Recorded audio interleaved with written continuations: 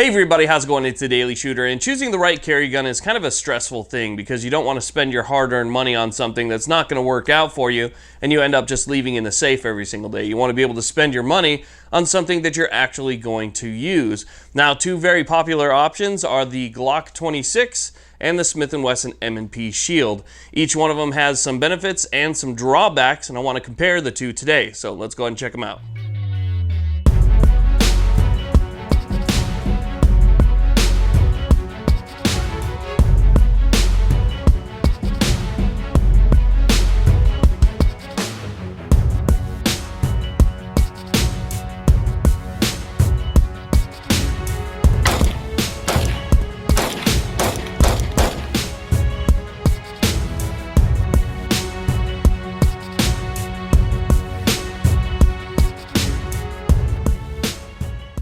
Okay, so let's go ahead and compare these two by the numbers. Now, keep in mind that for the sake of comparison, when we're talking about the dimensions, the height, the weight, the length, sight radius, and so forth, we're going to be talking about the factory OEM out-of-the-box versions of these. We're going to go ahead and ignore any of the modifications that I made, again, for the sake of comparison. So we're going to go ahead and start off with the weight, and we're going to start off the weight for the Glock. The Glock, unloaded without a magazine, comes in at 19.8 ounces. For the Smith & Wesson, you're looking at 19 ounces flat. So it is just about an ounce heavier if you're going to be going with the Glock. Now, the overall length for the Glock is going to be 6.3 inches, so overall length is 6.3, and for the Smith & Wesson, we're looking at 6.1 inches, so just under a quarter inch shorter when you're talking about the Smith & Wesson. Now, the height on this is where you're going to see a little bit of difference between the two. I'd say height and width is where our differences really are. The height for the Glock is going to be 4.2 inches, and then the height for the Smith & Wesson is going to be 4.6 inches.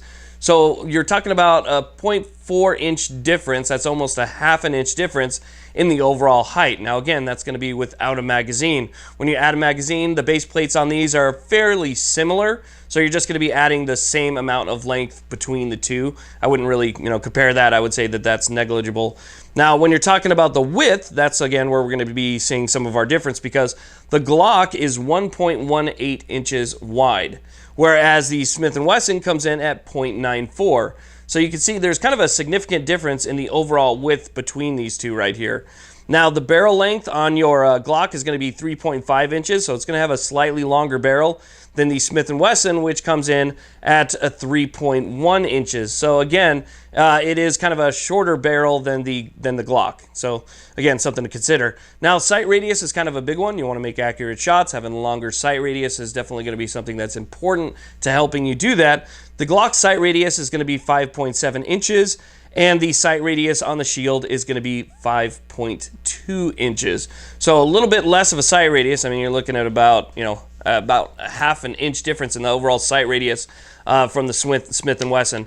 But, when we take a look at the two side by side, obviously you can see that the Smith & Wesson is going to be a little bit thinner. That's going to help with concealability, and it's going to help with comfort overall. It's also a little bit lighter. So you're talking about almost 1 ounce lighter for the Smith & Wesson, plus also significantly thinner, than the Glock.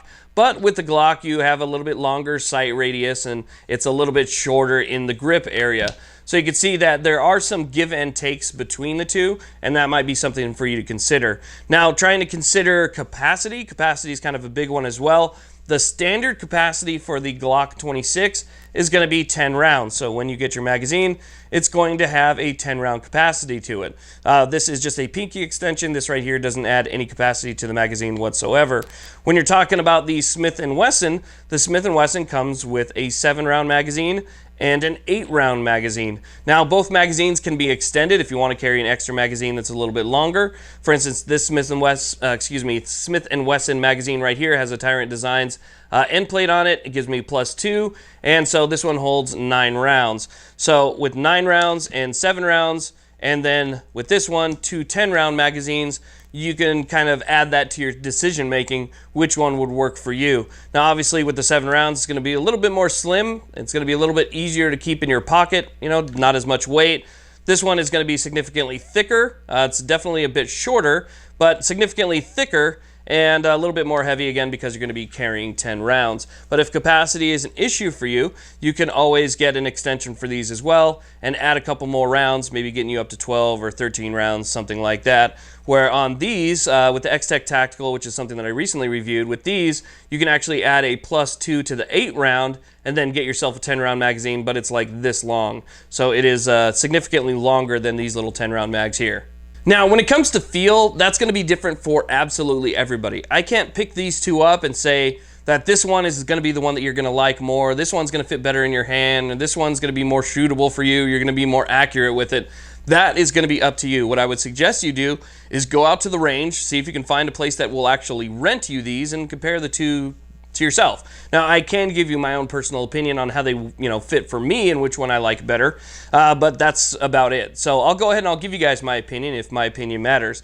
I have kind of medium-sized hands. Medium-sized hands, they're not very big, but I have long fingers, and sometimes, that can be kind of an issue right here. So as we take into account the different grips, okay, this grip is going to be a little bit shorter, but the grip itself is going to be a little bit wider. So for my hands, when I put my hand on the Glock 26, and you can see that my pinky floats right there, I still get a pretty good grip. There's that little thumb shelf that is kind of indicative of a Glock right there, that little thumb shelf where you kind of put your hand there. I don't put my thumb there. My thumb kind of rides up, and then I fill this space with my fingers, kind of lay them up on top of each other. But I get a pretty good grip. If you add the pinky extension in there, you can see that I can get a full grip on that.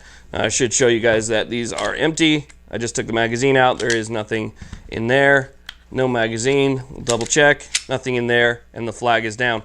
So when I put my hand on the Smith & Wesson, even without the magazine in there, I get like a half of a finger grip on the grip itself. So I can go ahead and I can kind of ride it a little bit high, and I can still grip it. When I put a magazine in there, then I can actually grip it pretty well. I don't need a magazine extension to get all 4 of my fingers on there. It's not great, sometimes your pinky can slide off, but when I have the magazine in there, at least it gives me a little bit more of a better grip. Now this one is significantly thinner, so I feel like in my hand it doesn't feel quite as good as the Glock.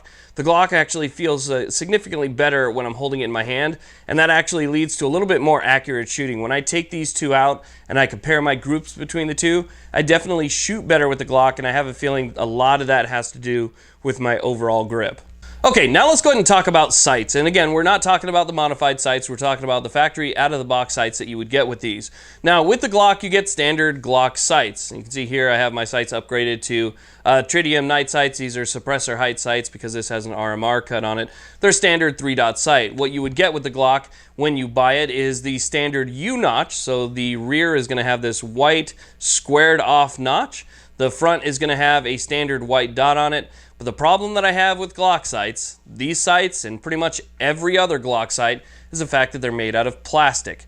I do not like the fact that the sights are made out of plastic for several different reasons, especially when it comes to a defensive gun. If you're building yourself, just a range toy, or it's going to be something that you're going to use in competition and that's the route that you choose, by all means, go for it. But I wouldn't go with plastic sights, so I switch out the sights immediately, and that to me is kind of a downside for the Glock. When you're talking about the Smith & Wesson, the Smith & Wesson comes with significantly better sights. Again, these ones have been upgraded right here to night sights. Right here you can see that we have no white dot in the rear, but it's still 3-dot sight because we have 2 tritium vials. And in the front we have a really bright orange dot right there. So I went ahead and I upgraded both sights, and that's just because I like aftermarket sights. I think that there are a lot better sights than what actually come on both of these guns. But still, if I had to compare the two, I would say that the sights that come on the Smith & Wesson are significantly better than the sights that come on the Glock. Okay, so now let's go ahead and talk about the triggers. Now, the triggers are another thing that I think are more personal preference than anything else. And that's because I have met large groups that both love and hate either of these triggers. Okay, so if you have a large group that both loves this trigger and a large group that hates it, obviously it's going to come down to personal preference, but I'll give you guys my own thoughts and opinions and what I think about both of these and do a quick comparison between the two. Now, when it comes to triggers, I personally think that the Smith & Wesson gets the win right out of the box. And one of the biggest reasons for me is going to be the trigger shoe. While I hate the overall shape of the trigger shoe, I actually like it better than the Glock. Now, you can see that the trigger shoe for the Smith & Wesson, it is very rounded, but it does put your finger in a nice place. So your finger placement is going to be pretty much the same every single time. There's people that hate the fact that it's kind of spongy when you pull back, because the safety mechanism that keeps the trigger from going back right here is a little bit spongy, so you get a little bit of a take up, and then the trigger starts to move, and then you get a break. On the Glock, a lot of people hate the fact that you have this really large safety bar right here. You can see the safety bar. The safety bar almost never goes all the way into the recess, so when you're pulling on the trigger, it just feels sometimes like you're actually pulling on that little safety bar right there, and that can just be kind of an annoyance. So when it comes to the trigger shoe, I got to give a slight edge to the Smith & Wesson. When it comes to the trigger pull, and we're not talking about weights here, but the trigger pull, I feel like the trigger pull on the Smith & Wesson is a little bit more smooth. It's a little bit cleaner. You again have a little bit of sponginess, comes back, and then you get your nice clean break. When you have the Glock trigger, while the Glock trigger is just as easy to shoot as either one, I would say that it's a little bit more gritty, the take-up is a little bit longer, and then you have your break towards the end. Personally, I like the reset on the Glock. The Glock reset is fantastic, whereas the Smith & Wesson kind of comes forward a little bit. But still, OEM, out of the box, I have to give it to Smith & Wesson. Now, as far as aftermarket triggers and making modifications and stuff like that with good quality parts, not, you know, hand polishing something with your mother's stuff, you know, in the garage. I'm talking about buying actual quality parts and upgrading your trigger. I would have to give the trigger quality to the Glock, and that's because the triggers just end up being a lot nicer. I've tried several triggers for the Smith & Wesson Shield, and I always like the Glock triggers better. They just seem to work better to me. I'm not sure if it's just the overall mechanisms and functionality of it, but aftermarket-wise, I like Glock triggers, but if you're talking right out of the box, I'm going to go with Smith. Okay, so now let's go ahead and finish up by comparing the serviceability of both of these, and then we'll talk about holster selection last. Now, when it comes to the ability to service either of these, when it comes to just your standard field strip breakdown for cleaning, they're both fairly easy. But when you talk about the ability to take everything apart, should something break or you need to fix something in your own garage, whatever the case is, you really cannot beat Glocks. Glocks are one of the easiest to break down pistols out there, period. I can completely strip this down to its bare bones and its components in just a matter of minutes with just a very small set of tools. You know, just basically a punch. That's really all you need. So taking apart this Glock from the sights and everything down the trigger and all its components is extremely easy. When it comes to the Smith & Wesson M&P Shield, this one is a little bit harder. When you're talking about the internal components, taking out the striker, that's easy. But when you're talking about like the striker block, if you want to adjust that or change anything out, you actually have to remove the rear sight altogether. So you're gonna have to drift that out, and there's gonna be a little cap and then a spring inside of that, and then that's how you would take everything out. You have to actually remove the rear sight. With the Glocks, you don't have to remove the rear sight. You don't have to do anything but go ahead and take these things apart and then just strip out all of its components.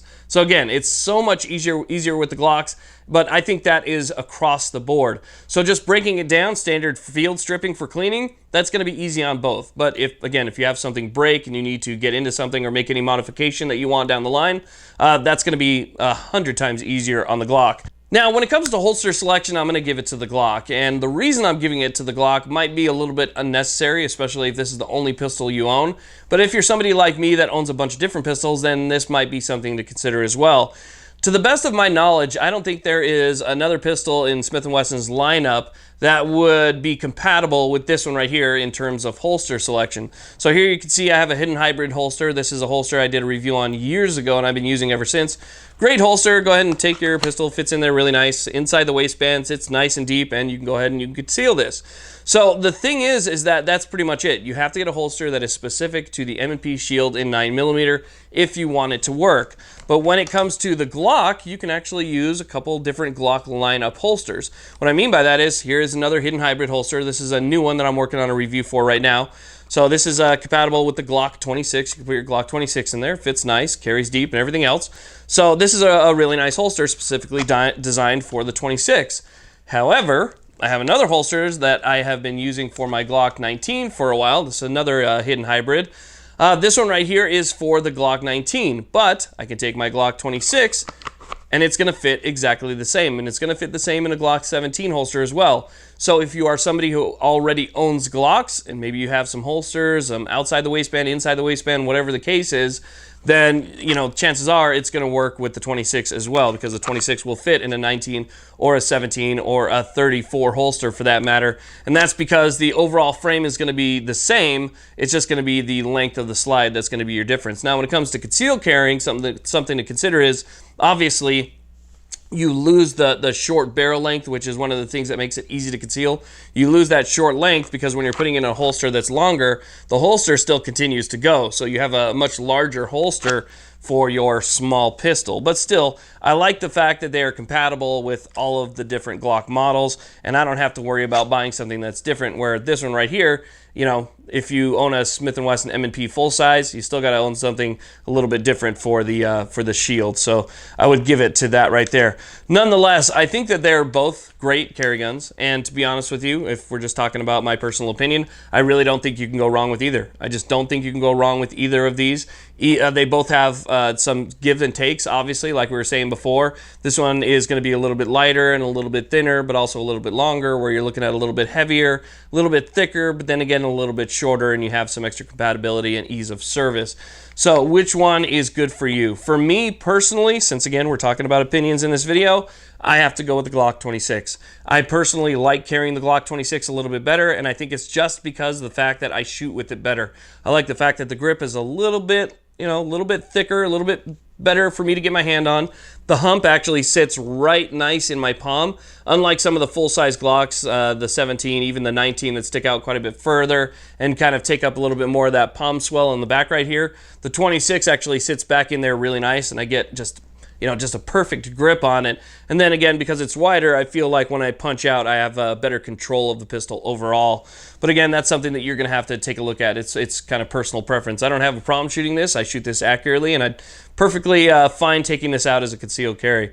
But I would have to say that for me, the Glock gets the win just for the overall comfort design and how well I shoot with it. So anyway, definitely something to think about. Food for thought. We went over some of the stats. We went over some of the other stuff there. And now it's time for you to make your decision on which one would work better for your circumstances. Anyway, I want to thank you guys all very much for watching. I really do appreciate it. Please like, subscribe, and have a great day.